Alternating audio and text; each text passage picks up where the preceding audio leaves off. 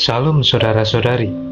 Dalam kehidupan ini, kita pasti sering melakukan sesuatu yang tidak seimbang.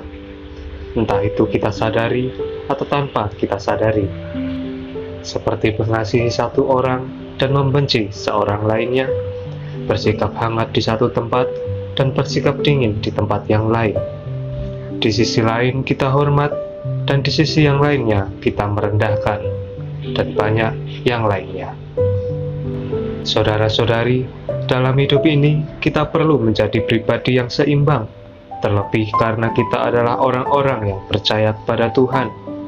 Janganlah kita menjadi orang yang semaunya sendiri, sehingga kita tidak bisa menjadi orang yang seimbang. Selain seimbang terhadap orang lain, kita pun juga perlu seimbang terhadap diri kita sendiri. Janganlah kita menjadi orang yang merasa wah, sehingga kita pun merendahkan orang lain. Dan janganlah kita menjadi orang yang merasa kecil, lemah, sehingga kita pun merasa rendah terhadap yang lain.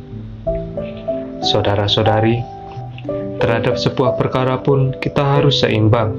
Memandang perkara dan memberinya keputusan tidak boleh berat sebelah, melainkan pas, tanpa prasangka dan tanpa memihak. Di dalam 1 Timotius 5 ayatnya yang ke-21 mengatakan, di hadapan Allah dan Kristus Yesus dan malaikat-malaikat pilihannya, kupesankan dengan sungguh-sungguh kepadamu, camkanlah petunjuk ini tanpa prasangka dan bertindaklah dalam segala sesuatu tanpa memihak. Selain itu, saudara-saudari, kita pun juga harus seimbang terhadap kebenaran, terlebih jika kita adalah orang yang bukan sekedar percaya kepada Tuhan, tetapi juga melayani Tuhan. Kita sungguh perlu untuk menjadi orang yang seimbang.